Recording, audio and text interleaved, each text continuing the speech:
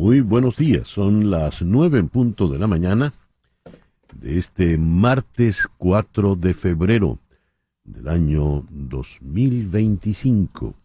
Y usted en este momento está sintonizando En Conexión. Hoy 4 de febrero, día de Santa Juana de Valois y de San Gilberto de Semprignán.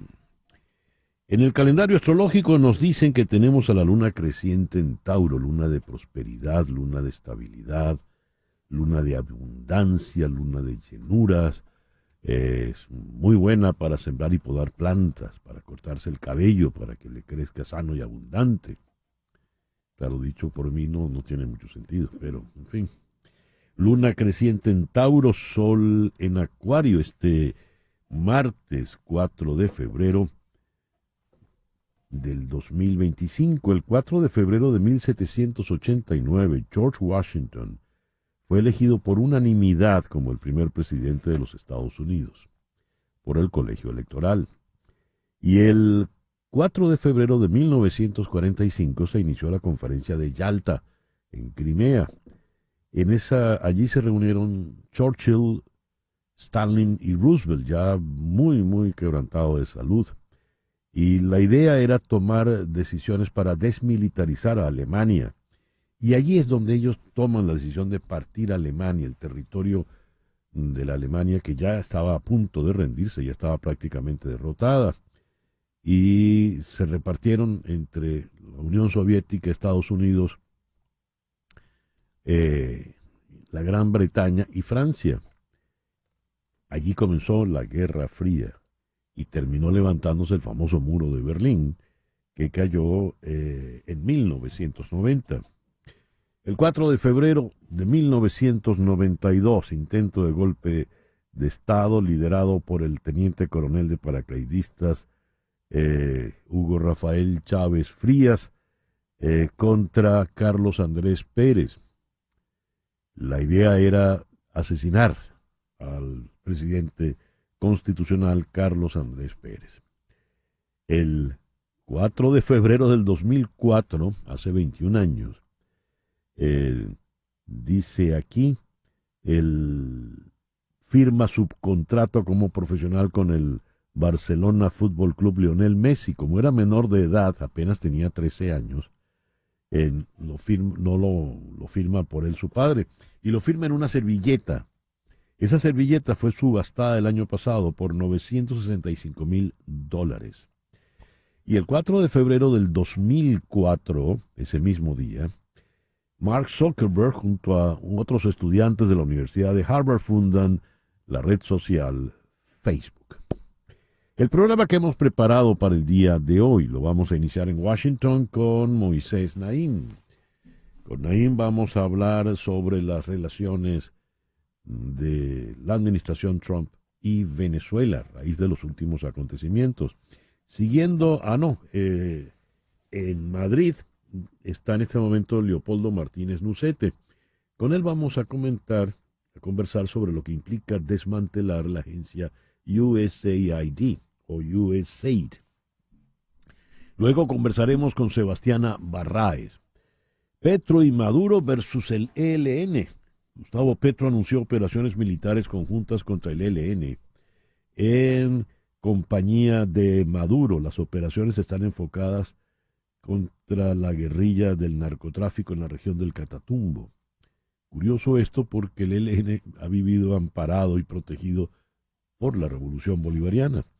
En Barcelona, España, vamos a conversar con Isidre Ambrós, el autor del libro La cara oculta de China, un especialista en temas chinos. Con él vamos a hablar de lo que está planteado actualmente entre Donald Trump y China. En Málaga, siguiendo en España, vamos a conversar con el periodista Fonsi Loaiza. ¿Se acuerdan ustedes de cuando España gana el Mundial y el dirigente de fútbol español le roba el beso a la capitana Jenny Hermoso? El beso prohibido. Bueno, ese juicio comenzó ayer en España y por supuesto que ha traído su cola.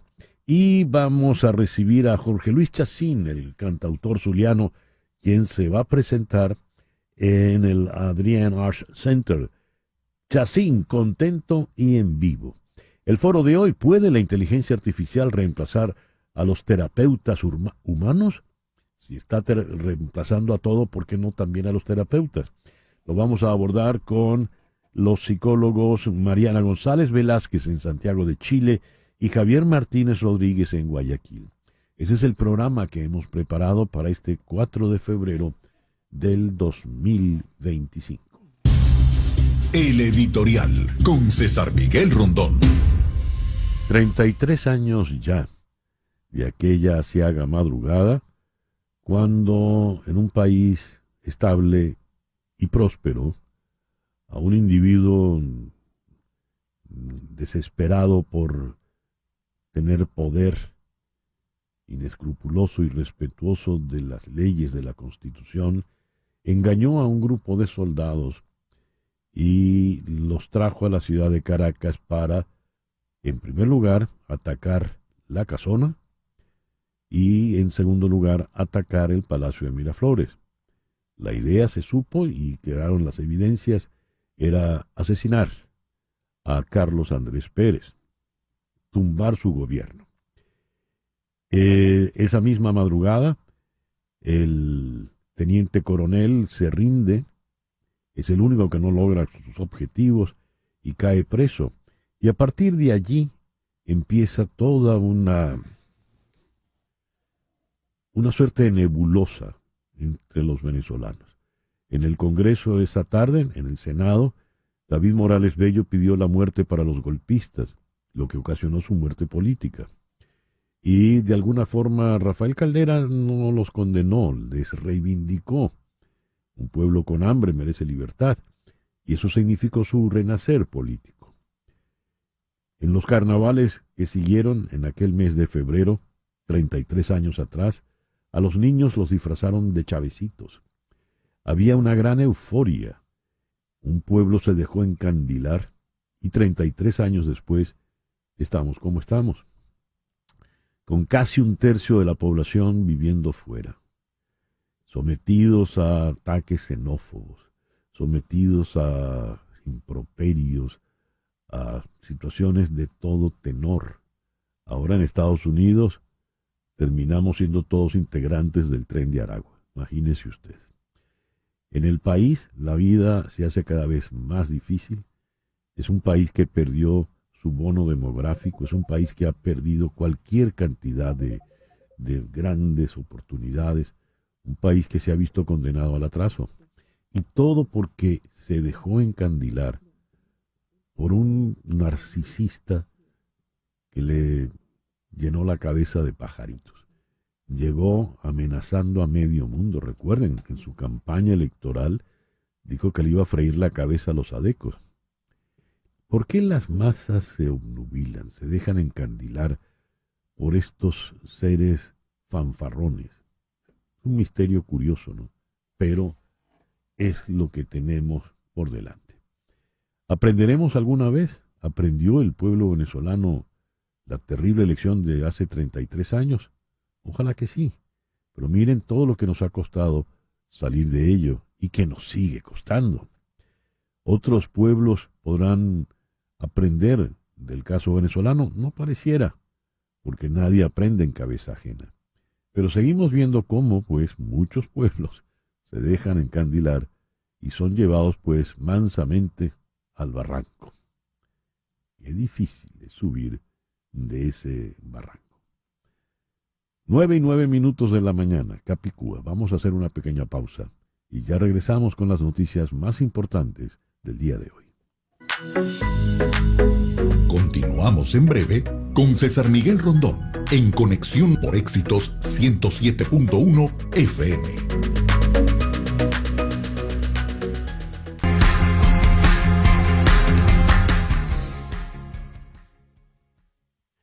Esta semana vamos a regalar 2 entradas para el concierto de Sabina en el Casella Center el próximo 22 de febrero. El concierto Hola y Adiós. Pendientes que el viernes vamos a darles esas entradas y le diremos la clave para que usted se las pueda ganar. Vamos ahora con las noticias del día de hoy. El Departamento de Seguridad Nacional publicó ayer una comunicación que se hará efectiva desde el momento de la publicación en el Registro Federal el 5 de febrero. Dice: Servicios de Ciudadanía e Inmigración de los Estados Unidos.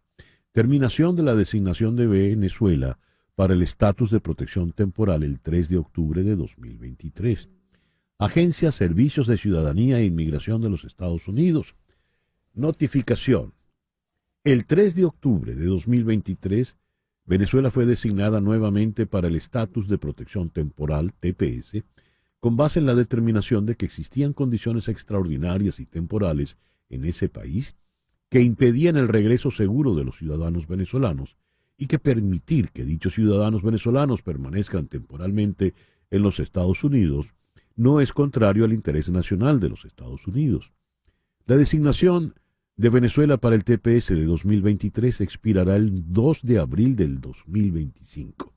Después de revisar las condiciones del país y considerar si permitir el ingreso de ciudadanos venezolanos cubiertos por la designación de 2023 es contrario al interés nacional de los Estados Unidos, en consulta con las agencias gubernamentales estadounidenses correspondientes, la Secretaria de Seguridad Nacional ha determinado que Venezuela ya no sigue cumpliendo con las condiciones para la designación de 2023.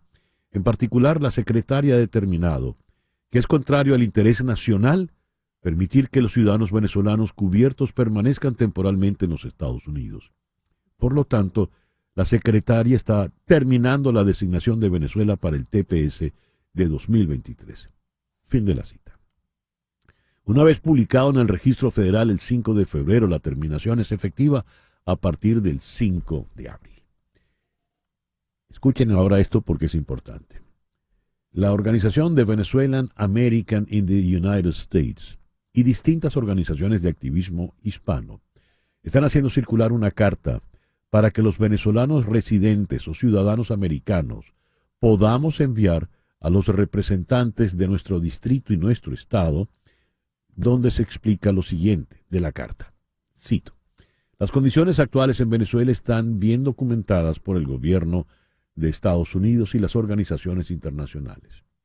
Desde que se designó por primera vez el TPS, las condiciones solo se han deteriorado. Las detenciones arbitrarias, las ejecuciones extrajudiciales, la represión de la oposición política y el colapso de la economía han hecho que el regreso a Venezuela sea inseguro para miles de personas. Las controvertidas elecciones del 28 de julio de 2024 solo han exacerbado la represión política y los abusos de los derechos humanos, poniendo aún más en peligro a quienes se ven obligados a regresar. La reinterpretación de las condiciones del país por parte de la administración Trump, que contradice la evaluación que llevó a la extensión de la administración Biden, es infundada y arbitraria. Fin de la cita. Esto se acompaña con el informe sobre Venezuela del Departamento de Estado de los Estados Unidos y el informe Venezuela, graves violaciones de derechos humanos, conexiones y elecciones. El secretario de Estado Marco Rubio afirmó que el reciente viaje de un enviado especial estadounidense a Caracas no significa que vaya a reconocer a Nicolás Maduro como presidente legítimo de Venezuela. Cito: no hay conversaciones para reconocer a Maduro, de hecho, no lo reconocemos. Eso dijo Rubio, en una entrevista con Fox News durante una gira por Centroamérica. Rubio dijo que el viaje del enviado especial Richard Grenell a Venezuela ha servido para que Maduro libere a 6 estadounidenses que, según dijo, eran sus rehenes y para que acepte recibir vuelos con venezolanos deportados desde Estados Unidos. Y agregó que los líderes como él, como Maduro, respetan a Donald Trump porque saben que no se quedará cruzado de brazos ante sus acciones. Maduro sabe que Estados Unidos tiene muchas opciones para infligir un daño grave a su régimen. Cita textual. En un encuentro con 7 periodistas a través de su canal de YouTube, María Corina Machado sostuvo que, si bien la foto de Nicolás Maduro con el enviado especial del gobierno de Donald Trump causó un impacto negativo en la ciudadanía que clama por un cambio político, recalcó que el magnate republicano no reconoce al líder del chavismo y que su diagnóstico es el mismo. Es un régimen ilegal y debe salir del poder. Subrayó Machado que es ingenuo dudar que Trump desconoce quién es Maduro, a quien señala como cabecilla del Tren de Aragua, y que su administración es una amenaza para el hemisferio. Sin ahondar en demasiados detalles, Machado indicó que a través de un equipo de profesionales distribuidos por el mundo, trabajan en un conjunto de acciones para quebrar financieramente a la estructura represiva de Miraflores y sus organizaciones ilícitas, y en una organización ciudadana silenciosa para la defensa que se resguarda de la represión, pero no está inactiva. Machado aseguró que Maduro abandonará el gobierno con o sin negociación. Edmundo González Urrutia aseguró ayer que conversó con Richard Grenell, el enviado especial a Venezuela por Donald Trump, antes y después de que se reuniera en Caracas con Nicolás Maduro, cuyo tercer mandato no es reconocido por la administración estadounidense.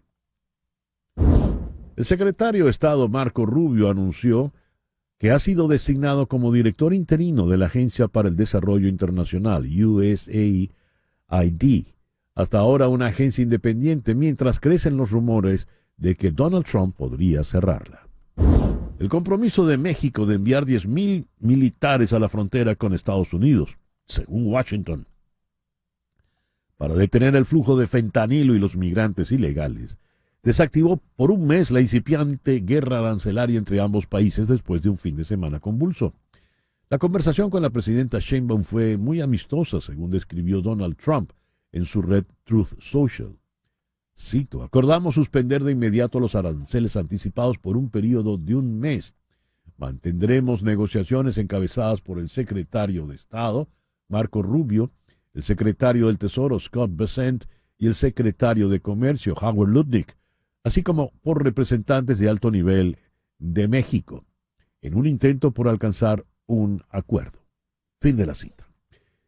Por su parte, el primer ministro de Canadá, Justin Trudeau, reveló que tras conversar con Donald Trump, suspenderá durante 30 días la implementación de aranceles del 25%, cuya entrada en vigencia estaba prevista para hoy. Trudeau dijo que casi 10,000 efectivos de primera línea están y seguirán trabajando para proteger la frontera, y que había firmado una directiva sobre el crimen organizado y el fentanilo que estará respaldada por $200 millones. The Washington Post describe: los legisladores de Missouri y Mississippi han propuesto permitir que los cazarrecompensas detengan a inmigrantes indocumentados y ofrecer recompensas de $1,000 por pistas que conduzcan a arrestos. Mientras tanto, un legislador de Tennessee quiere que su estado les cobre a los padres por inscribir a niños indocumentados en escuelas públicas. Tituló esto a este esfuerzo Ley Trump, por la reducción de la colocación ilegal de migrantes en Tennessee. En el medio oeste, los legisladores de Iowa y Dakota del Sur presentaron proyectos de ley que exigen que las licencias de conducir estatales indiquen si el conductor es ciudadano estadounidense. En el oeste, los legisladores de Montana harían que las verificaciones del estado migratorio fueran parte obligatoria de las paradas de tráfico allí y obligarían a los empleadores a verificar el estado migratorio de las personas que contratan. Los legisladores de Austin, en Texas, están llevando a cabo una serie de acciones basándose en la orden de 2024 del gobernador republicano Greg Abbott de que los hospitales rastreen el costo del tratamiento de inmigrantes indocumentados. Entre las medidas se encuentran la toma de huellas dactilares de los niños inmigrantes indocumentados, la prohibición de que los inmigrantes indocumentados reciban asistencia jurídica financiada por los contribuyentes, la creación de una unidad de protección fronteriza de Texas y la concesión a las fuerzas del orden estatales de la facultad de deportar a los inmigrantes detenidos cerca de la frontera. Los legisladores de Florida también tienen una agenda extensa. Han aprobado la Tackling and Reform on Lawful Migration Policy, otra ley de Trump para crear un SAR de la inmigración estatal, con 150 empleados y $500 millones en financiación, aumentar las penas por los delitos cometidos por inmigrantes indocumentados, obligar a las fuerzas del orden a sumarse a los esfuerzos de detención, ofrecer bonificaciones a la policía que colabore en las redadas y bloquear la matrícula estatal para los estudiantes indocumentados. 9:23. Una pequeña pausa y regresamos ya con nuestra primera entrevista del día de hoy. con Moisés Naim. Ya regresamos en Conexión. Una pausa y regresamos con César Miguel Rondón en Conexión 7.1 FM. Leo lo siguiente. What does Trump 2.0 mean for Venezuela? ¿Qué significa el Trump 2.0, el segundo gobierno de Trump para Venezuela? En la Casa Blanca de Donald Trump y en la órbita más amplia hay 3 puntos de vista diferentes sobre cómo relacionarse con Venezuela. Uno se centra en restaurar la democracia. Otro ha adoptado el pragmatismo y un tercero apoya la intervención militar. La visión que prevalezca probablemente refleje los 3. Esto lo ha escrito Moisés Naim. Vamos a Washington para conversar con él. Muy buenos días, Moisés. Gracias por aceptar nuestra invitación. Buenos días, gracias por la invitación. ¿Cuándo escribiste esto, Moisés? Hace unos 3 o 4 días andaba escribiendo mientras los hechos iban adelante, entonces estaba peloteando la columna de un lado a otro. La pregunta te la hago porque los hechos están pasando con una velocidad tal que me encantaría que pudieses precisar esas 3 posibilidades, esos 3 puntos de vista al ritmo de los acontecimientos del día de hoy, martes 4. Así es, bueno, los 3 puntos de vista son conocidos, lo único que pasa es que los puse todos juntos, ¿no? Sí. Hay quien defiende la idea de que, bueno, hay que ir adelante, ser pragmático, negociar, dejar a Maduro allí, extraer concesiones a Maduro y su régimen. Vimos una manifestación de eso con Rich Grenell, el enviado especial del presidente Trump para situaciones especiales, concretamente Corea del Norte y Venezuela, en la que el señor Grenell, el enviado Grenell, va a Venezuela y se regresa con 6 estadounidenses que habían estado encarcelados en Venezuela. Entonces, eso es un ejemplo de la visión pragmática, ¿no? De hacer las cosas. Pero hay otra que dice, no, nosotros no vamos a negociar con tiranos, contra tiranos, no vamos a hacernos parte de esto. Nosotros tenemos que ir hacia adelante hasta desalojar a Maduro y sus compinches del poder. Y finalmente, bueno, y eso básicamente lo ha dicho Marco Rubio, inclusive lo ha dicho después de que se supiese que habían ido a Venezuela a hablar con Maduro y a hablar y ver si se podían extraer los estadounidenses presos. La tercera no tiene una cara definitiva, o sea, son muchas voces, muchos los dicen, ¿no? Ya la oposición más la comunidad internacional ha hecho todo lo que tenía que hacer, podía hacer, menos la intervención militar. Entonces, cuando tú preguntas, bueno, la misión es ¿de quién? ¿Quiénes son? ¿Qué gobiernos son los que van a mandar soldados y armas a esto? ¿Quién pone los muertos? ¿Quién pone todo lo que implica una guerra? Además, ¿quién sabe? O sea, ¿en qué congreso de América Latina, por ejemplo, en estos tiempos, esa idea tendría atracción, ¿no? O sea, Sí. entonces sí, es tentador y pensar, bueno, va a venir una armada, una fuerza armada extranjera formada por múltiples ejércitos que va a enfrentar el ejército de Venezuela. Eh, ¿Cuáles son esos gobiernos que son capaces de tomar esa decisión? Moisés, entre las 2 primeras opciones, la opción, digamos, Grenell, opción Rubio, a beneficio de la conversación, vamos a identificarlas con esos nombres. Podría haber alguna contradicción, ¿verdad? Porque le doy la mano, pero no lo estoy reconociendo. En medio de esto, se revoca el TPS. Y el argumento que encuentra la señora Christine Naom, la secretaria de Seguridad Interna, es decir, que las condiciones en Venezuela cambiaron. Venezuela ahora está más segura, más estable. Si está más segura y más estable, tanto así que puedo deportar a los venezolanos que vinieron, ¿por qué yo voy a ir en contra de ese gobierno? ¿Cómo ves eso? A ver, no está claro que que estén disponibles los instrumentos legales y de otro tipo que hagan que esto funcione de otra manera. Ujú, Ella acaba de llegar y eso seguramente se lo escribió a alguien de su equipo, mostrando esa contradicción que tú dices de que, bueno, ¿cómo es la cosa? O ujú, somos negociadores y posiblemente amigos o somos ujú, adversarios. Ese dilema, que es el dilema central, lo pueden adornar con diferentes palabras, trucos, maneras legislativas de decirlo, pero sigue siendo tan claro como tú mismo lo dices, ujú. ¿no?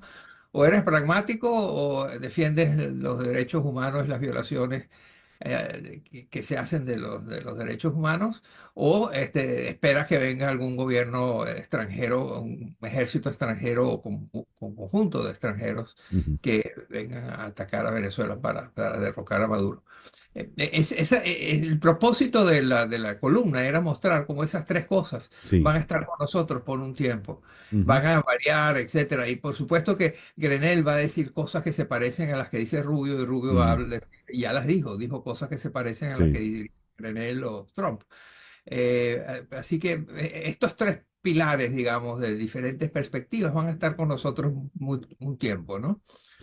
Se nos hace ver que Grenell fue a imponer una decisión, deme acá mis rehenes, me voy y usted me va a aceptar los aviones.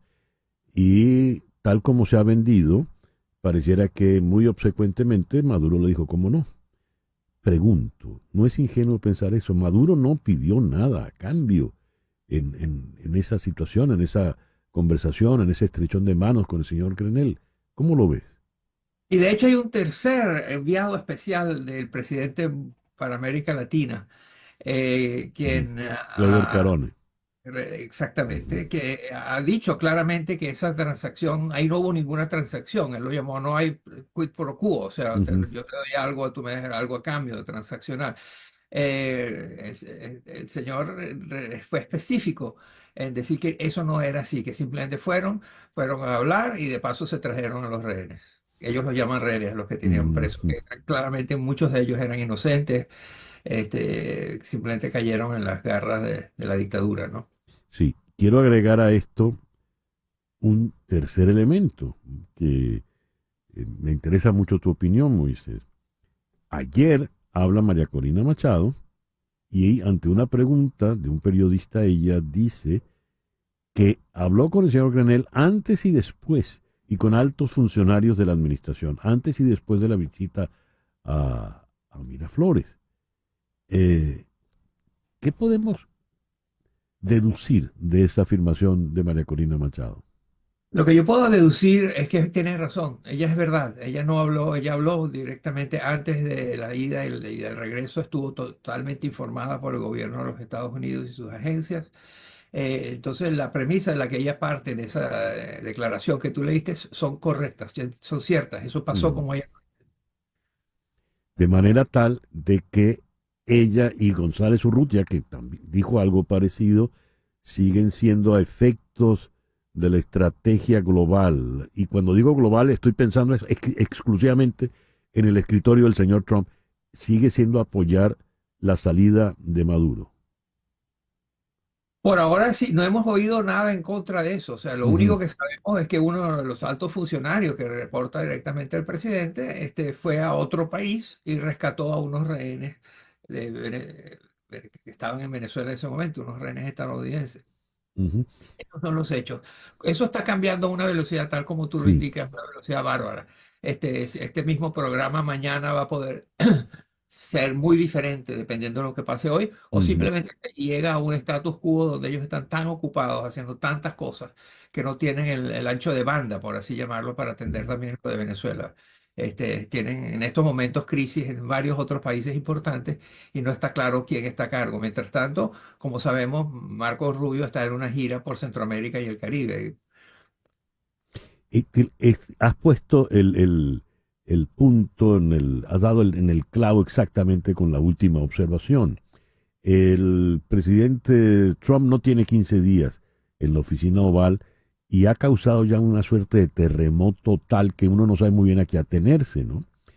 En ese contexto, realmente, volviendo a la premisa de tu artículo, de esos tres puntos de vista, ¿cuál terminará prevaleciendo? a la fecha de hoy, entendiendo lo que ya advertiste, Moisés, que de repente 4 horas después cambió todo? No, yo creo que siempre va a haber una combinación de las tres, a veces con mayor intensidad, otras con menor intensidad, unas veces desaparece la opción y gana una, pero creo que vamos a tener un periodo muy turbulento entre los cuales está el hecho de que va a haber representantes de ambas, de las tres visiones, van a estar Mm.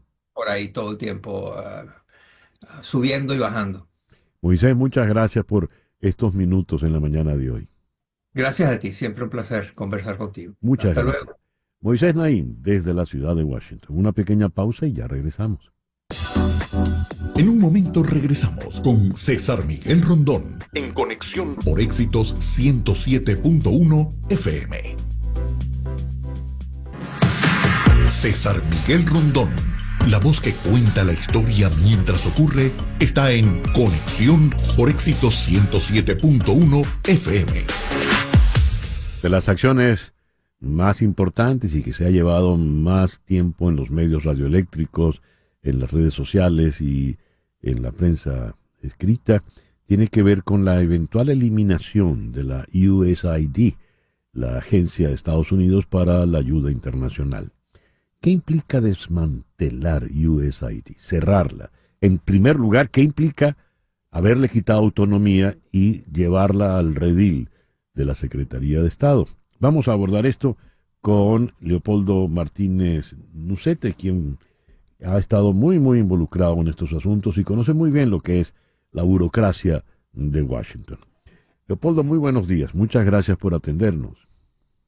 Muy buenos días, César Miguel. Un placer, como siempre, compartir contigo y tu audiencia. ¿Qué implica desmantelar USAID? César, lo primero que hay que decir en este momento en el cual hay tanta información y se pierden los detalles, porque, como tú mismo dices, es un carrusel de cosas que están sucediendo, es que la Agencia para la Ayuda Internacional, USAID, fue creada por una ley del Congreso como una agencia autónoma. La única manera de reorganizar el funcionamiento de esta agencia, restarle autonomía, fusionarla o someterla al Departamento de Estado, es a través de una ley del propio Congreso. El Congreso tendría que legislar sobre esta materia. Entonces, mal puede el Ejecutivo nacional, en este caso la Casa Blanca, la presidencia de Donald Trump, a través de una orden ejecutiva, o el propio Elon Musk, que es quien está a cargo de este departamento de eficiencia gubernamental, intentar reordenar la agencia para el apoyo internacional sin que el Congreso sea quien dicte una ley. Ahí hay un primer elemento, no solamente que transgrede el funcionamiento de la agencia, sino que transgrede la propia normativa constitucional y legal.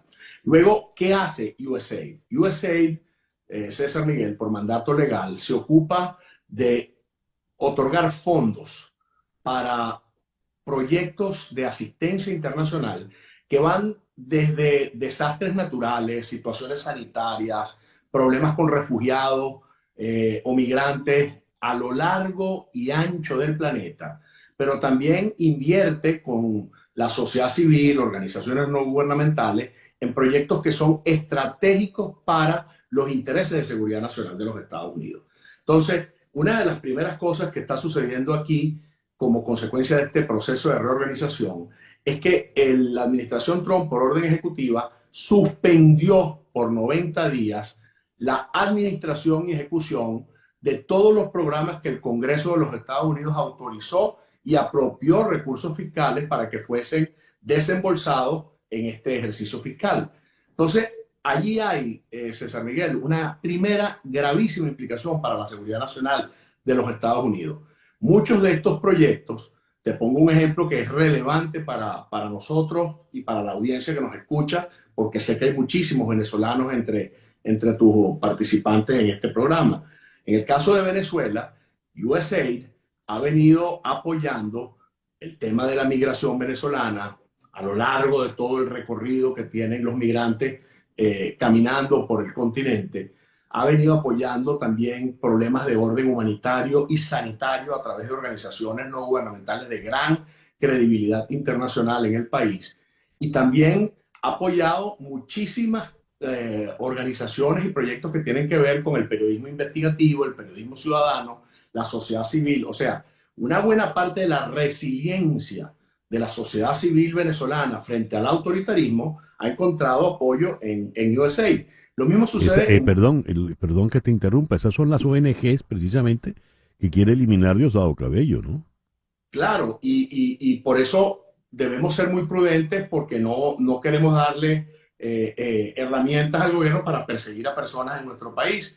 Pero sin esa labor que se hace en Venezuela, o que se hace en África, o que se hace en otros países que están en este momento luchando contra el autoritarismo o formas de dictadura, muchas veces estos regímenes, bajo el patrocinio, el apoyo directo de Rusia, de China o de cualquier otro país que tiene intereses adversos a los de seguridad nacional de los Estados Unidos y de Europa en esa determinada región, en ese determinado país, pues les estás abriendo cancha libre a los adversarios de los Estados Unidos, suspendiendo de manera indiscriminada la ejecución de todos estos programas.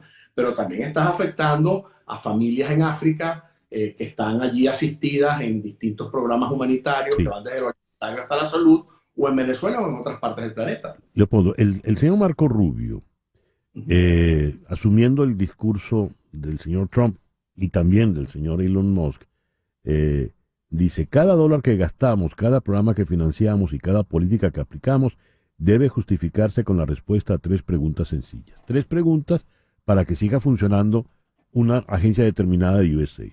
1. ¿Hace que Estados Unidos sea un país más seguro? 2. ¿Hace que Estados Unidos sea más fuerte? 3. ¿Hace que Estados Unidos sea más próspero? Entonces, por ejemplo, siguiendo el orden de ideas que decías, proteger a una ONG periodística en Venezuela hace que Estados Unidos sea más seguro, más fuerte, más próspero. Bueno, si tú piensas que el régimen de Nicolás Maduro está desarrollando una política y una estrategia que es adversa a los intereses de la democracia en el continente y que además es un régimen que va acercándose en lo energético, en lo económico, en lo militar, a países que tienen intereses antagónicos a los Estados Unidos en la región, pues obviamente que las 3 preguntas que se hace el secretario Rubio, pues calzarían en lo afirmativo. Claro. Y así en muchos otros casos. Entonces, allí hay un tema, César Miguel, que está abierto a la discusión y al debate, porque la respuesta a esas 3 preguntas puede encontrar diferencias en lo que tú opinas, lo que yo opino o lo que opina alguien que nos está escuchando. Pero para eso está el Congreso, para eso está la discusión del presupuesto nacional de los Estados Unidos y el presupuesto de esa agencia que forma parte del presupuesto que se discute y aprueba todos los años. Y para eso la agencia tiene una autonomía. Pero más aún, el argumento de Elon Musk, que es buscar la eficiencia gubernamental, él lo está haciendo a espaldas del Congreso, a espaldas de este debate. Quién sabe con qué agendas y con qué intereses, porque hablamos de Venezuela, pero hay otros temas que implican los intereses de China en otras latitudes.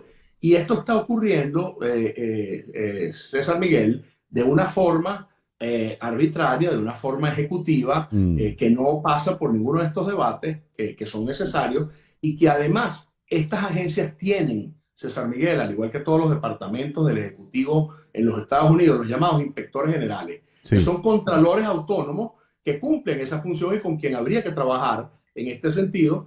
Y la administración Trump entró destituyendo a todos los inspectores generales de todas estas entidades. Así es. Leopoldo, muchas gracias por estos minutos en esta mañana. Gracias a ti, César Miguel. Leopoldo Martínez Nucete. Una pausa, ya regresamos. Una pausa y regresamos con César Miguel Rondón en Conexión.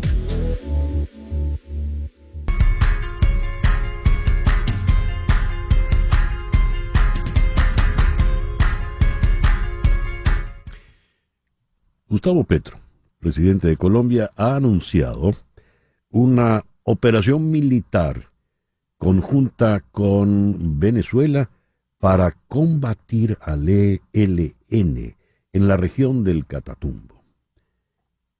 El ejército venezolano, que de alguna forma ha estado cercano a la guerrilla colombiana, incluida el ELN, desde que se llegó la revolución bolivariana, va a combatir al ELN. ¿Cómo es esta operación militar conjunta entre Venezuela y Colombia? Vamos a consultar con alguien que maneja muy bien la fuente militar, como lo es la periodista Sebastiana Barray. Sebastiana, muy buenos días. Hola César Miguel, buenos días. ¿Cómo es esta operación militar, Ejército de Colombia, Ejército de Venezuela, contra el ELN en el Catatumbo? Primero que todo, déjame enviarle un abrazo a tu audiencia y a ti, por supuesto. Gracias. Y en segundo lugar, mira, César, esta es una operación sin duda inventada para justificar que hay digamos, un control en la frontera colombo-venezolana. Pero ahí hay unas contradicciones que evidencian que hay una jugada escondida por parte de Nicolás Maduro y del alto mando militar, específicamente del general Padrino López. Porque, a ver, una cosa es un ejercicio militar conjunto y otra cosa es una operación militar. Porque veamos por qué es importante lo del caso de la operación militar. Porque eso evidenciaría que estuviesen haciendo acciones contra grupos que funcionan allí en la frontera, pero no es eso lo que está ocurriendo. Allí lo que están haciendo es que si agarrando un poquito de polvito blanco por aquí, otro poquito por allá agarrando unas bandas, pero el problema es que el verdadero objetivo debería ser el Ejército de Liberación Nacional, que es la guerrilla que causó junto con las disidencias de la FARC el baño de sangre en el Catatumbo. Pero eso no está ocurriendo, no están tocando a nadie del ELN en territorio venezolano y mucho menos del lado colombiano. ¿Cuál es el rol del señor general Padrino López en esto, Sebastiana? Bueno, él como vocero de la Fuerza Armada, él se ha convertido como en el único vocero de la institución, aunque realmente digamos, el poder militar real descansa en el comandante estratégico operacional Domingo Antonio Hernández Lares. Esta situación que está ocurriendo en la frontera, César y estimada audiencia, no es más que una respuesta del régimen venezolano y de Colombia ante la llegada de Donald Trump al poder.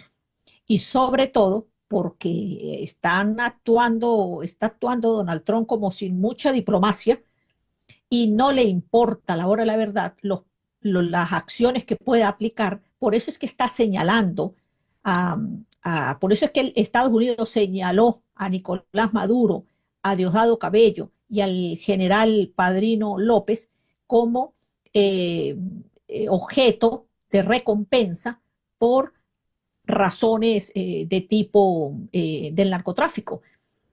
Y lo que están aquí es como poniendo las bardas en remojo para tratar de demostrar que sí están combatiendo el problema del narcotráfico y que lo que ocurrió del lado colombiano son enfrentamientos entre grupos guerrilleros por el control del territorio que no tiene nada que ver con Venezuela, dicen ellos. Pero es que el principal puente, César, casualmente, de lo que ocurre en el Catatumbo es Venezuela, porque es muy difícil llegarle al Catatumbo por territorio colombiano.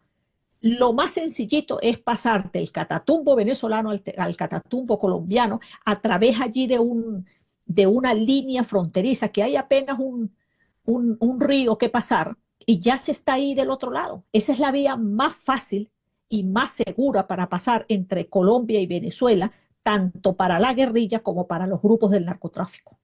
A ver, el ELN ha estado protegido, como dije en la introducción, el ELN y las FARC cuando estaban activas a plenitud, han estado protegidos por Hugo Chávez desde el momento en que llegó. No se nos olvide que Hugo Chávez lo primero que dijo era que el gobierno de Venezuela era neutral ante el conflicto del Estado colombiano contra la guerrilla. El ejército venezolano va a combatir al ELN. Ya no se enfrentaron una vez en el estado Apure. ¿Por qué no nos das esa relación, Sebastiana? A ver, mire, no, es que el ejército venezolano no va a enfrentar al ELN. Esa es la tragedia precisamente. Y ese es el gran problema que tiene Petro en Colombia, que él sabe que Nicolás Maduro no va a atacar al Ejército de Liberación Nacional porque lo está utilizando en acciones que necesita él, que necesita Nicolás Maduro en territorio venezolano, donde el ELN se ha consolidado, ha tenido acceso a minas de oro, ha tenido acceso para poder conquistar para su número de combatientes a venezolanos e incluso a indígenas. Entonces, ¿por qué el ejército venezolano, la Fuerza Armada venezolana, ha venido actuando de manera conjunta incluso con el Ejército de Liberación Nacional? Porque la Fuerza Armada, debilitada, profundamente ideologizada e impactada por lo que le ha ocurrido durante todos estos años, pues necesitó del Ejército de Liberación Nacional, no solamente para desocupar las minas de oro en el estado Bolívar, sino además para el enfrentamiento que hubo con las disidencias de la FARC en el estado Apure y que le costaron al ejército venezolano 16 militares muertos. Sebastián, antes de terminar esta conversación, no puedo pasar por alto la efemérides. Hoy es 4 de febrero, sí. 33 años después de aquella sonada golpista. Y no se nos debe olvidar que Hugo Chávez convocó a los soldados engañados. Ellos no sabían que iban a derribar. Me refiero a la tropa, que la idea era derribar y asesinar al presidente Pérez. ¿Qué es el ejército venezolano 33 años después? Mire, lamentablemente, el ejército venezolano que el 4 de febrero fue capaz de desplegar y defender el territorio y la soberanía frente a un grupo de militares que levantaron las armas de la República contra el pueblo venezolano y contra el poder establecido, pues hoy en día no tiene de ninguna manera esa capacidad, porque Hugo Chávez se aseguró una vez que llegó al poder y principalmente después del 11 de abril, exactamente en el año 2004, se encargó de que la Fuerza Armada perdiera toda esa estructura que había permitido combatir a los insurrectos del 4 de febrero y del 27 de noviembre. La Fuerza Armada hoy tiene dividido sus mandos, tiene corrompido gran parte de su alta estructura, de la alta oficialidad, y los que no tienen miedo. De manera tal de que el que esté abrigando esperanzas de una fractura dentro de la Fuerza Armada, mejor que se desista. Claro, yo he repetido eso muchísimas veces. La gente insiste en decirle a los militares que son los que deben, digamos, restablecer la democracia. ¿Cómo va a restablecer los militares con una Fuerza Armada tan desmembrada, pero sobre todo cuando muchísimos militares están presos? Es verdad que hay mucho pillo preso, eso también es cierto, mucho militar pillo preso, pero también es verdad que de los mejores oficiales de casi todas las promociones de la Fuerza Armada en los últimos años están detenidos. Algunos de ellos llevan años. El número más alto de militares presos es del año 2018. O sea, no estamos hablando de cualquier pelusa. Sí, estamos hablando de militares con ascendencia, con liderazgo en la Fuerza Armada, que están aún presos.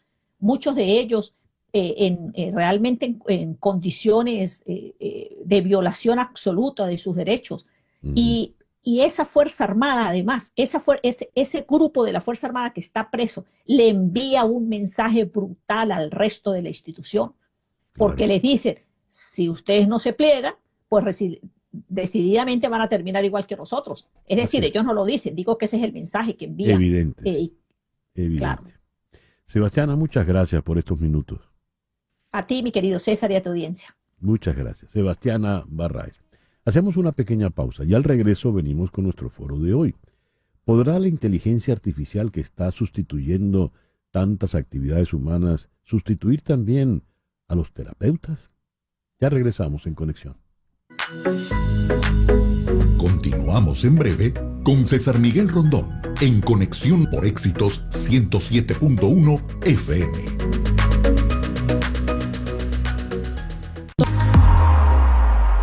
Leo lo siguiente. La irrupción de la inteligencia artificial en el ámbito de la terapia psicológica ha planteado un debate fascinante y al mismo tiempo preocupante. ¿Puede la inteligencia artificial reemplazar a los terapeutas humanos? Ahora que la inteligencia artificial está reemplazando tantas actividades humanas, ¿esta también? Leo que, por ejemplo, a diferencia de un terapeuta humano, un sistema de inteligencia artificial no necesita descanso. Las soluciones basadas en la inteligencia artificial pueden ser mucho más económicas que la terapia tradicional. Algunos usuarios se sienten más cómodos compartiendo sus pensamientos con un chatbot que con una persona real. Sin embargo, por muy avanzada que sea, la inteligencia artificial enfrenta limitaciones.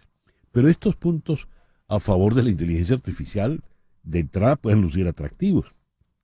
Vamos a ver qué dicen los terapeutas humanos, porque vamos a contar hoy con dos destacados psicólogos. En Santiago de Chile, Mariana González Velázquez. Mariana, muy buenos días, muchas gracias por atendernos. Buenos días, San Miguel, un gusto estar conversando con ustedes. Y en Guayaquil, Javier Martínez Rodríguez. Javier, muy buenos días, gracias por estar con nosotros. Muy buenos días, César Miguel. Un gusto estar de nuevo por acá. Saludos a la audiencia. A ver, Mariana, ¿tú qué piensas de esto? ¿Podrá ser sustituida por inteligencia artificial? Creo que va a ser una gran ayuda, pero la terapia parte del vínculo y el vínculo es con otra persona. Entonces, si bien puede ser un gran aliado la inteligencia artificial y nos puede traer muchísimas herramientas, sigue siendo un instrumento para la búsqueda del bienestar y yo creo que de allí parte todo. La inteligencia artificial hoy por hoy se alimenta de las respuestas que brinda el ser humano y de hecho muchos de los sitios se están alimentando y entrenando a través de las respuestas de los seres humanos y cómo la van corrigiendo. Entonces, creo que puede ser una gran ayuda, puede ser de mucho beneficio, pero es muy difícil que sustituya al ser humano. Yo recordaba el experimento de Harlow, que es con unos monos donde cubren las necesidades básicas de alimentación y de limpieza. Y están alimentados por una mamá mono artificial, un robot, versus una madre que no les da alimentación, pero es de felpa. Y el experimento mostró la importancia del vínculo, porque si bien los monos iban y se alimentaban, después iban y se refugiaban en la madre artificial de felpa. Y la diferencia era 17 horas con la de felpa versus 1 hora mientras se alimentaban. Y eso habló de la importancia del vínculo. Y si bien la terapia tiene que ser por excelencia neutral y abstinente, una de las cosas que implica es la importancia del vínculo y de poder ayudar a través de la función de reverie a ponerle nombre a la experiencia, a entender qué está pasando y a partir de allí la persona pueda buscar nuevas alternativas y nuevas opciones. Entonces, el vínculo es una cosa importantísima que va a ser imposible sustituirla. Me gustaría oír tu opinión, Javier. ¿Podrás ser tú sustituido por inteligencia artificial? Yo creo que más que la pregunta es que si podremos, es si se debería llegar a sustituir, porque cuando se van cada vez haciendo más accesibles estas herramientas, vamos a llamarlo como herramientas, donde una persona puede tener acceso a un chatbot de inteligencia artificial para hablar las cosas y probablemente más económico que una psicoterapia tradicional y que está accesible 24/7, el peligro es que se quiera sustituir, porque ¿qué pasa? Puede suceder que los usuarios terminan yéndose hacia eso por la facilidad en el acceso y una de las cosas que decía al principio, que muchas veces puede pasar que les dé vergüenza comentar ciertas cosas y es más fácil hacerlo frente a un chatbot que frente a una persona. Sí. Entonces, el peligro es que sí se lleve hacia allá, pero no porque sea lo saludable o estemos realmente ayudando a sanar, sino por un tema muy comercial y una crisis de salud, pero no necesariamente va a tener un resultado favorable y por estas cosas que decía Mariana, es difícil sustituir el vínculo que se crea, aunque estemos hablando de generaciones que están acostumbradas a toda la comunicación ante una interfaz y que tal vez se les puede hacer un poco más natural estar frente a un teléfono que a los que somos de generaciones anteriores, pero igual eso no sustituye el vínculo, con todas las complicaciones que eso puede traer de que muchas veces lo que se está buscando es un desahogo y alguien que te dé un consuelo, pero no necesariamente consolarte es un proceso psicoterapéutico. Entonces, por ahí vienen un A poco ver, las complicaciones. Mariana, vamos a aclárarnos qué es el vínculo, terapéuticamente hablando, porque el terapeuta debe mantener cierta distancia, cierta frialdad, ¿verdad? No comprometerse. Y de ese extremo tienen lo que ustedes técnicamente llaman la transposición, cuando se crea una dependencia sentimental y hasta La transferencia. la transferencia. ¿Cómo definen el vínculo? Porque, por ejemplo, en el psicoanálisis ortodoxo, el terapeuta se pone incluso detrás para que no lo vea el paciente, para que como no exista. ¿Qué es el vínculo cuando de terapias estamos hablando? Claro, el vínculo va de la mano con una situación de confianza, de seguridad, ¿sí? Ujú. Y a pesar de que tiene que ser neutral y tiene que ser muy abstinente y tiene que estar libre de cualquier juicio de valor de parte del terapeuta. Por eso a nosotros nos enseñan a hacer tabula rasa para que el paciente pueda proyectar o mostrar o hablar de sus temores más grandes, incluso de situaciones reprochables frente a la sociedad, sino que se sienta en la libertad de poder expresarlas libremente. Y buena parte de por qué en el psicoanálisis ortodoxo el terapeuta está atrás, es precisamente eso, para permitir una expresión libre, libre de juicios, ¿sí? Pero el vínculo es fundamental porque en el fondo es sentir que hay algo que nos sostiene, que hay un respaldo, que es lo que nosotros llamamos continente, ¿sí? Entonces, eso efectivamente no va a estar, no lo va a poder brindar la inteligencia artificial. Pero la inteligencia artificial sí nos puede dar herramientas, sí nos puede dar orientaciones. Yo pensaba, por ejemplo, en lo valioso que puede ser para que una persona pueda tener una primera aproximación a la terapia y de repente hacer consultas como ¿qué me pasa? ¿Dónde puedo buscar ayuda? ¿Qué se hace en estos casos? Corroborar también que lo que están sintiendo no es algo ajeno, aislado, sino que puede conseguir una solución y que puede pasarle a muchos, aunque nosotros no lo creamos. Es algo que puede más bien brindar orientación. Entonces yo creo que el tema está en cómo lo usemos, como todo. Pero es como si tuviéramos miedo al Internet en estos momentos. Es algo parecido. Vamos a hacer una pequeña pausa, por favor, y ya regresamos con este foro que está muy, muy interesante. Continuamos en breve con César Miguel Rondón en Conexión por Éxitos 107.1 FM.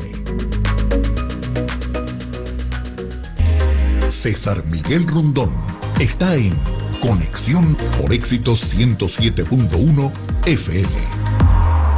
Continuamos con nuestro foro del día de hoy. ¿Puede la inteligencia artificial sustituir, reemplazar al terapeuta psicológico? Con los psicólogos Mariana González Velázquez y Javier Martínez Rodríguez.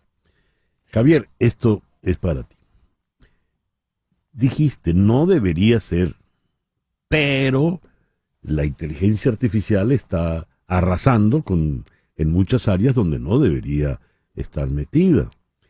Hubo una película llamada, creo que era Hair, con Phoenix River Phoenix, ¿cómo se llama? Phoenix.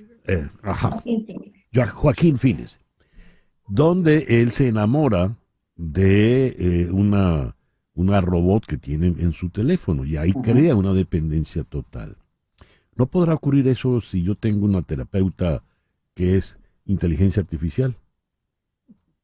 De hecho, hubo un caso reciente en Estados Unidos, si mal no recuerdo, de un joven adolescente que usando uno de estos chatbots de inteligencia artificial fue creando toda una personalidad muy particular y basada en personajes, creo que era de Juego de Tronos, de Game of Thrones, y empezó a contarle muchas cosas y se creó una dependencia donde le hablaba como que si fuese el amor de su vida, y la inteligencia artificial fue respondiendo en base a una relación obviamente platónica y idealizada, Ujú. pero el chico en algún momento empezó a dar señales de que la única manera en que tú y yo estemos juntas es que yo me vaya a esta vida, la inteligencia artificial, y bueno, yo te estaré esperando siempre. El chamo termina suicidándose en función de esto. Entonces, en un mundo actual donde sí estamos dependientes de la tecnología cada vez más y se suplantan los vínculos relacionales en carne y hueso por interacciones,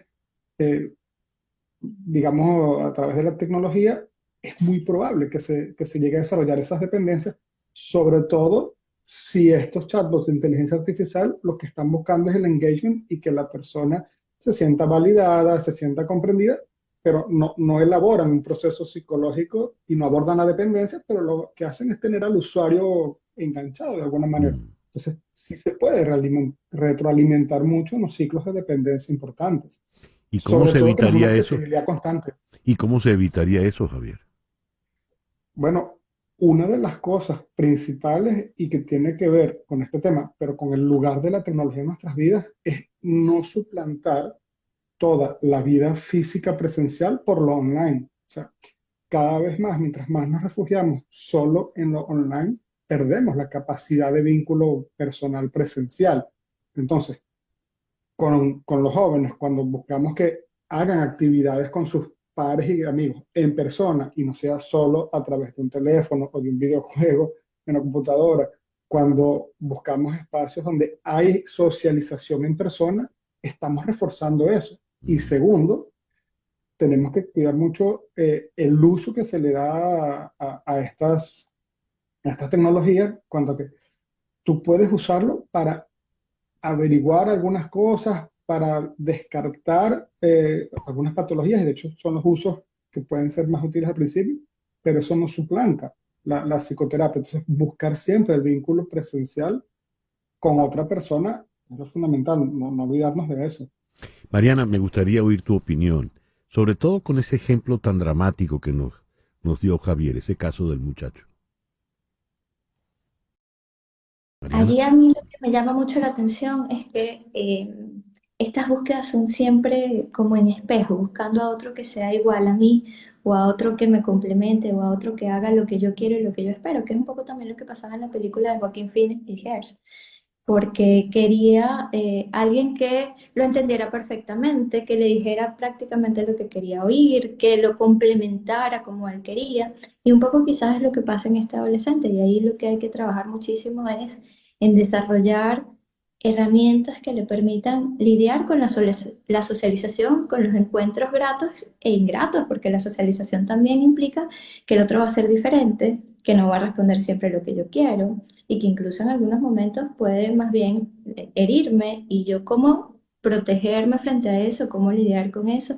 Y ahí es donde la terapia entra en acción. Ahí es donde nosotras como terapeutas tenemos que poder ayudar a las personas que se están retrayendo, aislando en la tecnología, a más bien encontrar herramientas que les permitan usar eso de la tecnología para socializar con otros, para ampliar sus vínculos, para enriquecerse, porque en el fondo el contacto con el otro implica oír otra realidad, otra manera de pensar, y eso en el fondo es lo que hace que expandamos nuestra capacidad de pensar y no irnos aislando y replegando cada vez más, que es lo que pasa con el uso excesivo de la tecnología.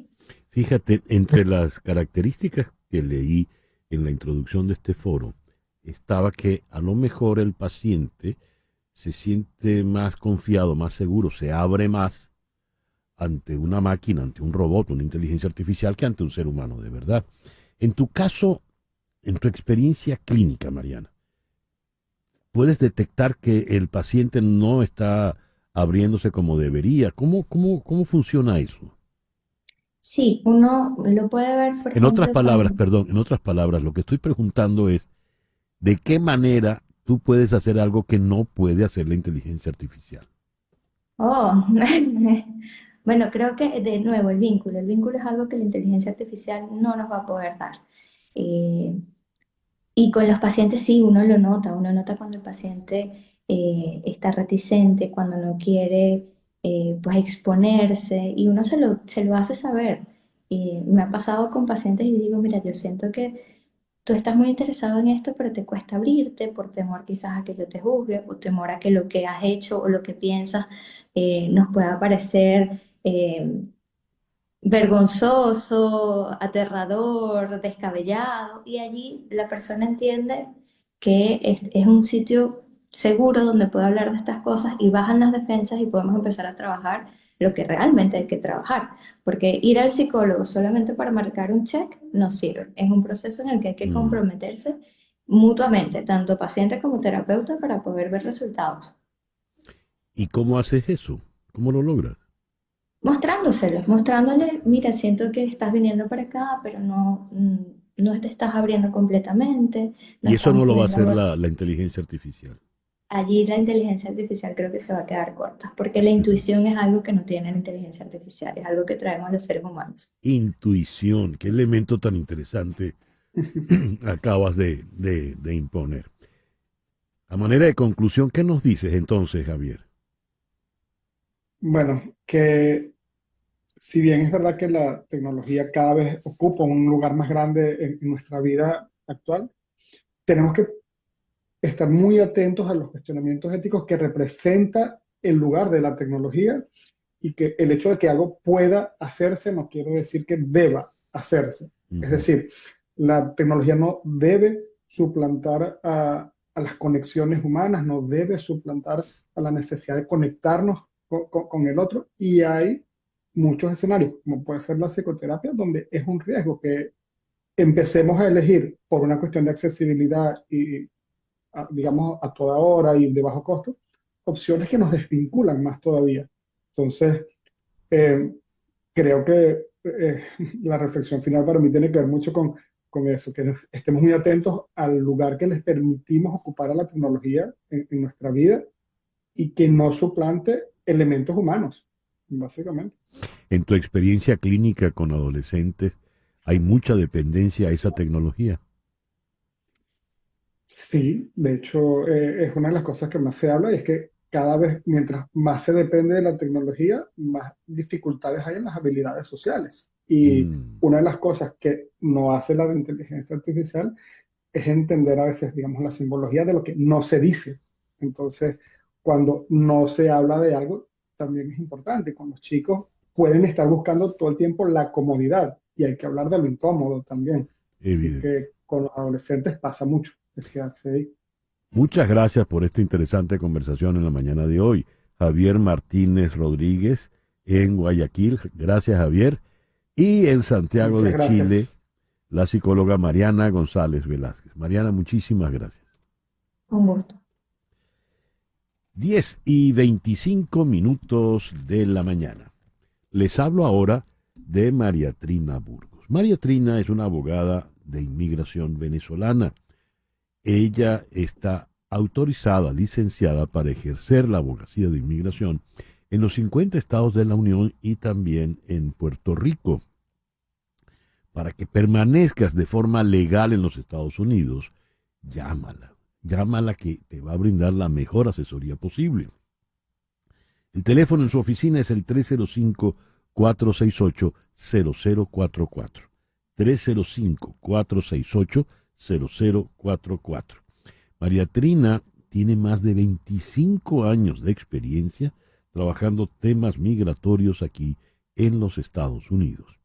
305-468-0044. 305-468-0044 de María Trina Burgos. Ya regresamos. En un momento regresamos con César Miguel Rondón en Conexión por Éxitos 107.1 FM. El volumen comercial entre China y los Estados Unidos alcanza 688.280 millones de dólares. Y más de 70.000 empresas de Estados Unidos han invertido en China. ¿Por qué entonces Estados Unidos ve las operaciones de empresas chinas como una amenaza descomunal? ¿qué es lo que está planteado entre China y Estados Unidos? Hoy, por ejemplo, leo este titular en el diario español El País. China planta cara con una batería inmediata de contramedidas a los aranceles de Trump. Pekín anuncia tarifas de entre el 10 y el 15% a la importación de algunos productos estadounidenses. Petróleo, automóviles de gran cilindrada, una investigación a Google, restricción de exportación de recursos críticos, en fin. Vamos a abordar este tema con un experto en los temas chinos. Es Isidre Ambrós. Isidre, autor del libro La cara oculta de China, estuvo durante más de 10 años cubriendo asuntos chinos tanto en Pekín como en Hong Kong para La Vanguardia. Vamos a Barcelona, allá al otro lado del océano. Isidre, muy buenos días, muy buenas tardes allá donde te encuentras. Hola, buenos días para vosotros. Isidre, ¿cómo ves este nuevo enfrentamiento entre Trump y China? Digo nuevo porque está en su segundo periodo presidencial. Bueno, yo lo veo como el primer encuentro supongo, de una larga trayectoria de diálogo y de negociaciones que mantendrán las dos administraciones, la de Trump y la de Xi Jinping, para alcanzar un consenso entre los dos países. No hay que olvidar que se trata de las dos principales potencias del mundo. Uh-huh. Una es la número uno y la otra aspira a ser la número uno. Y yo creo que este es el núcleo del problema, el aspirante y el campeón. Ahora, hay un detalle aquí muy interesante y es que China es el país comunista que está peleando con elementos, con argumentos típicamente capitalistas, y el capitalista es Estados Unidos, que está procediendo no precisamente con las leyes del libre mercado, está procediendo con aranceles, que es el sumum del proteccionismo. ¿Cómo se puede superar? ¿A dónde puede llevar esa concepción tan contradictoria, tan paradójica? Bueno, yo creo que para empezar hay que tener en cuenta que China lo que está haciendo en definitiva está en alza, en crecimiento. Entonces, llega un momento en que su producción industrial genera mucho más de lo que se consume el país y van a exportarlo. Y entonces lo que necesitan es exportar sus productos a todo el planeta, asegurar las cadenas de suministro, y cuanto mayor puedan exportar, más pueden producir su sector industrial, más beneficio puede generar y mejor puede vivir, digamos, la sociedad china. Esa en principio es su teoría. Y Estados Unidos es al revés. Con tanto producto importado que me llega de China, afecta a mi sociedad, afecta teóricamente a mi mano de obra, produce desempleo, no me conviene. Ahora, si aplicamos aranceles, ¿a quién perjudican este encarecimiento de los productos que llegan de China a la sociedad americana? Evidentemente al consumidor. Uh-huh. Por eso antes decía que supongo que esto es el inicio de un largo periodo de diálogo y negociaciones hasta que se llegue a un equilibrio entre los dos gobiernos. Por ejemplo, Isidre, me gustaría oír tu opinión sobre lo reciente que ha decidido el gobierno de Pekín. Controles de exportación sobre tungsteno, telurio, bismuto, indio y molibdeno, materiales esenciales para diversas industrias, desde la defensa y la electrónica hasta las energías limpias. Claro. Esa medida, por ejemplo, puntual, ¿de qué manera afecta en Estados Unidos? Yo creo que precisamente, fíjate, el tema de que se haya optado por estos minerales, claro, yo creo que quiere decir, Pekín lanza un mensaje de decir, no vamos a grabar muchísimos productos. Ujú. No, no, no, lo que vamos a hacer va a ser lanzar un mensaje de, ojo, que ahí podemos hacer daño, porque esos productos tu empresa los necesita para producir chips, Ujú. chips no solamente de uso civil, como pueden ser los móviles, las Sí. baterías, sino también de uso militar. Entonces, es decir, no nos vamos a hacer daño, ¿verdad? ¿Verdad que nos pondremos de acuerdo? Yo creo Ujú. que ese es el mensaje que quiere lanzar Pekín, es decir, a nadie le interesa un conflicto comercial, ningún país gana con eso, vamos a seguir negociando y vamos a llegar a acuerdos. Yo creo que, por eso decía que es el primer mensaje o al principio de un largo diálogo, ¿no? Eh, Washington anunció estas medidas, la portavoz de la Casa Blanca dijo que, bueno, que esperaban que Trump y Xi Jinping hablaran durante el weekend.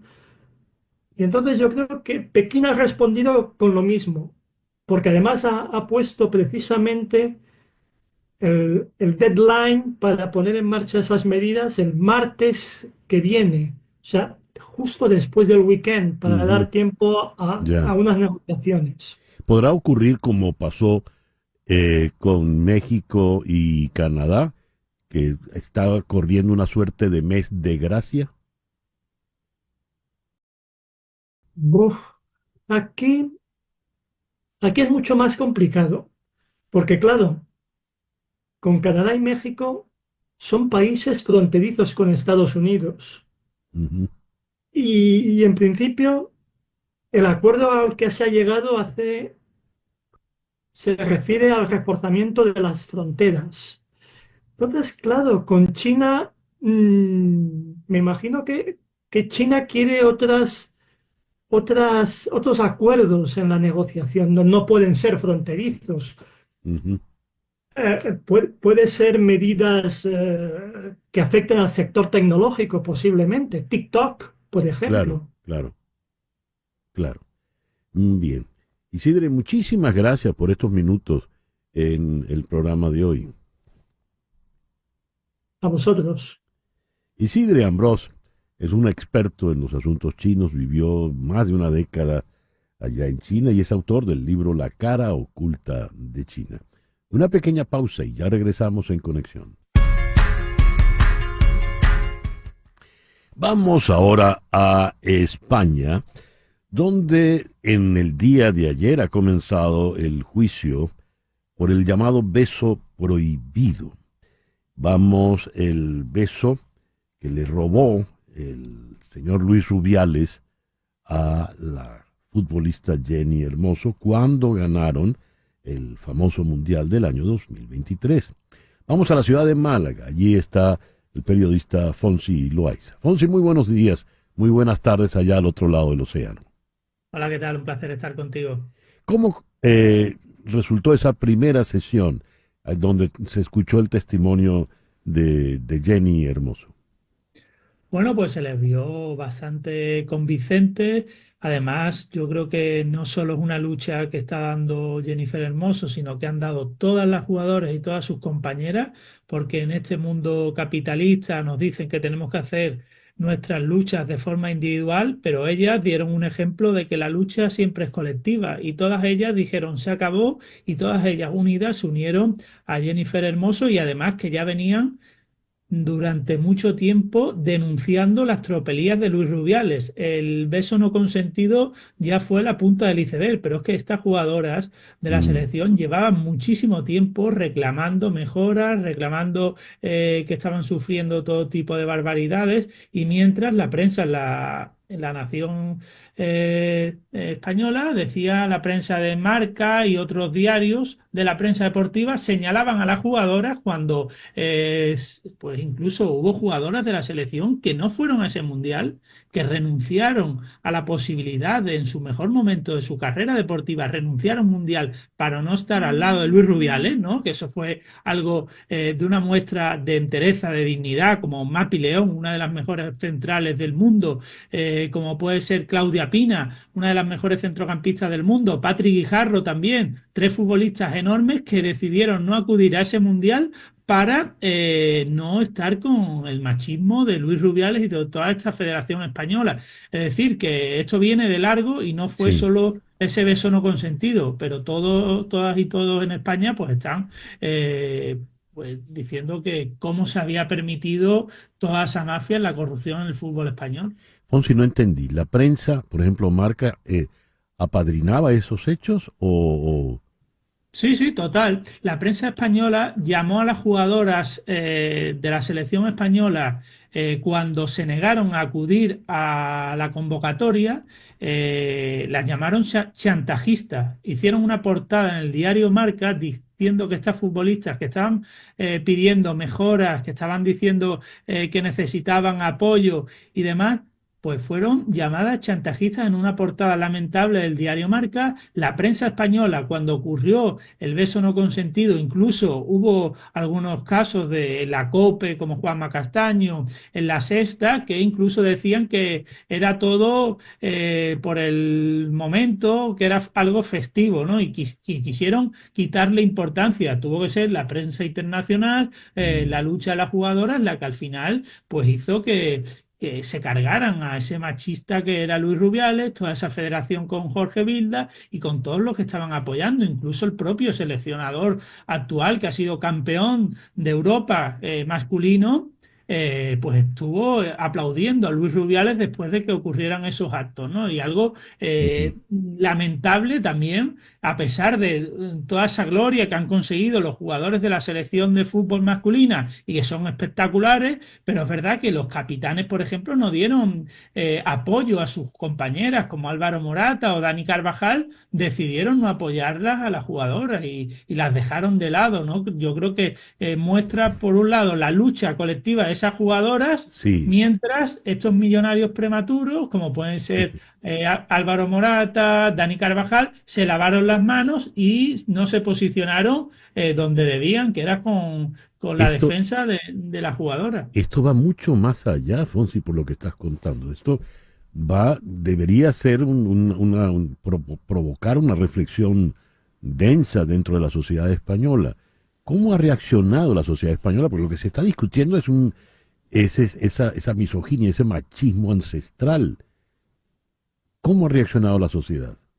Bueno, yo creo que ellas, las jugadoras, sí que están siendo arropadas porque después de haber sido campeonas y demás han demostrado que no solo el título era lo importante, sino que la unión entre ellas, esa lucha que he comentado antes de que hubo jugadoras que incluso renunciaron a ese mundial y a pesar de que no fueron campeonas, realmente fueron todavía Claro. pues más convincentes, ¿no? Por el caso de Mapi León, que yo creo que es un ejemplo de dignidad, ¿no? Y de cómo estas jugadoras internacionalmente ya son reconocidas, pero hace mucho tiempo, hace muy poco tiempo, ¿no? Estas jugadoras pues aparecían muy poco en la prensa deportiva española y demás, y yo creo que ha sido también la sociedad española ha apoyado a jugadoras como Jennifer Hermoso, como Alessia Putellas, como Aitana Bonmatí, que además pues cuando le entrega un Balón de Oro siempre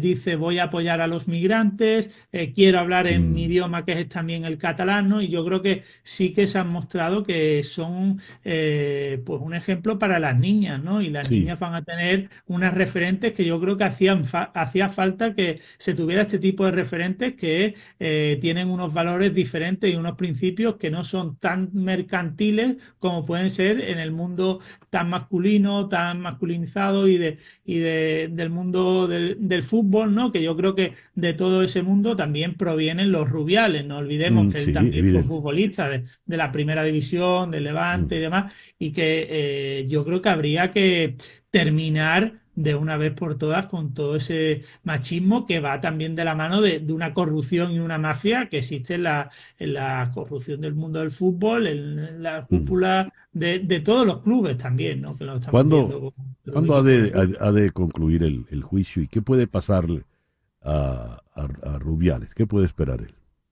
Claro, pues en teoría se le piden hasta más de 2 años de prisión. Además, no solo se le juzga a Rubiales, sino a toda la cúpula que le Mm. acompañaba a Luis Rubiales, porque no solo en ese beso no consentido, sino que además hubo una extorsión, unas coacciones después de que eso sucediera, en las que participaron gente como Albert Luque, gente que estaba dentro de la dirección de comunicación de la federación, y todos iban defendiendo a Luis Rubiales para que este tema fuera ocultado y que fuera, pues no tuviera relevancia y no se le diera apoyo. Y es que no solo no se le dio un apoyo, sino que incluso fueron a Ibiza a presionarla, a coaccionarla, e incluso le mandaron mensajes diciéndole desde la federación: te vas a ver muy solita, ¿no? Por Uy, eso qué feo. Sí.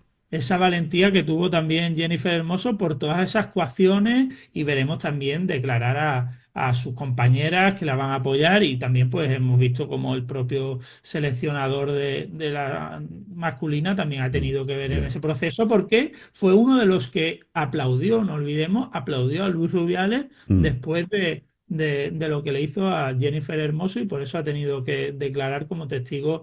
Yo creo que no solo de ese beso no consentido, sino de toda una trama de corrupción también que venían las jugadoras señalándola. Fonsi, muchas gracias por estos minutos que nos has dedicado en el programa de hoy. Un placer, muchísimas gracias.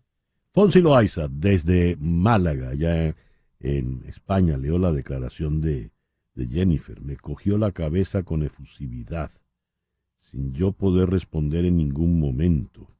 Sentí que estaba fuera de contexto totalmente. Sabía que me estaba besando mi jefe. Eso no ocurre ni debe ocurrir en ningún ámbito social. Cita textual. Una pausa y ya regresamos. Una pausa y regresamos con César Miguel Rondón en Conexión por Éxitos 107.1 FM. Eso que estamos escuchando es lo más reciente del señor Jorge Luis Chacín, quien se va a presentar nada menos que en el Adrián Art Center, aquí en la ciudad de Miami. Vamos a conversar con él. Queridísimo Jorge Luis, ¿cómo te va? César querido, pues muy bien. ¿Y tú cómo estás? Muy bien, contento y en vivo. Y señor, aquí bueno, estoy casi vivo porque voy llegando de Orlando de un llenazo total, no solamente de gente, sino de amor, ese intercambio, esa energía, ese concierto quedó espectacular y todavía tengo la adrenalina pues a millón. Qué Así bien. que este sábado la vamos a llevar al Adrián. Estuvimos en el House of Blues de la ciudad de Orlando, comenzando la gira contento y en vivo, como ya lo dijiste, y de verdad no tengo palabras para describir lo que vivimos. Una energía muy positiva. Este tema con el que empezamos, ¿cuál es?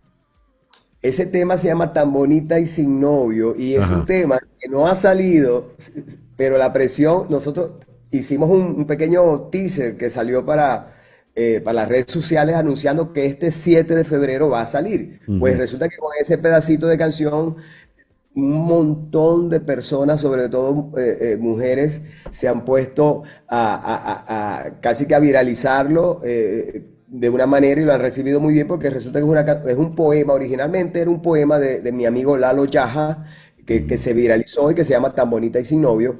Y yo de atrevido, César, como hice con el poema del dramaturgo español Eusebio Blasco, si usted la viera, no sé si lo recuerda. ¿Cómo no lo va a recordar, por favor? Bueno, Si querido, usted la resulta viera, que padre. claro que sí. Entonces yo a este poema de Lalo, que se llama Tan Bonita y Sin Novio, de atrevido agarré un día y le puse un corillo, como una especie de coro, y le escribí. Él lo escucha, se emociona tanto que dijo, bueno, vamos a terminarla, vamos a vernos y la hacemos canción. Así fue. Convertimos su poema a una adaptación y lo hicimos canción. Y quedó tan precioso, tan hermoso que, bueno, lo vamos a estrenar ahora este 7 de febrero y lo vamos a cantar, por supuesto, en el Adrian Arts Center este sábado. El concierto está... ¿Qué tienes para este concierto de Contento y en Vivo?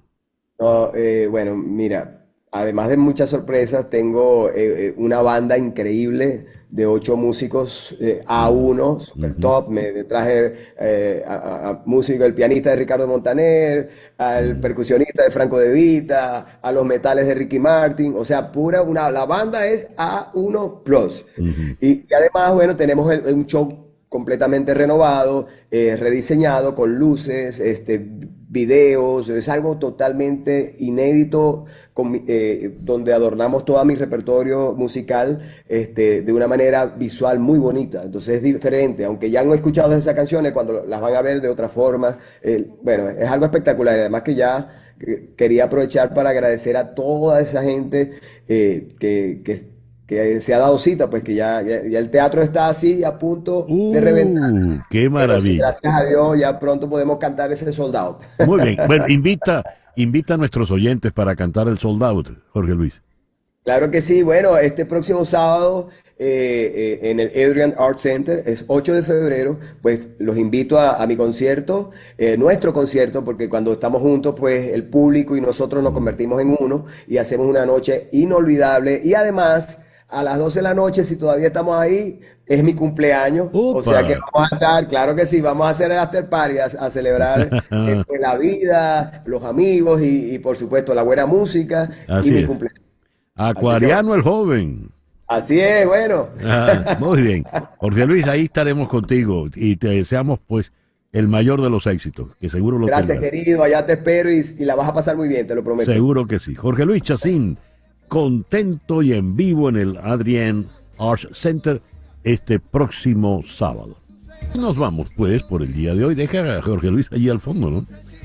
En Conexión fue una producción de Floralicia Anzola desde 360 Content para TVV Network en los estudios de Éxitos Miami 107.1 HD2 con Laura Rodríguez en la producción general, Mariel Sofía Rodríguez en la producción informativa, Carlos Prato en los controles y ante el micrófono. Quien tuvo el gusto de hablarles, César Miguel Rondón.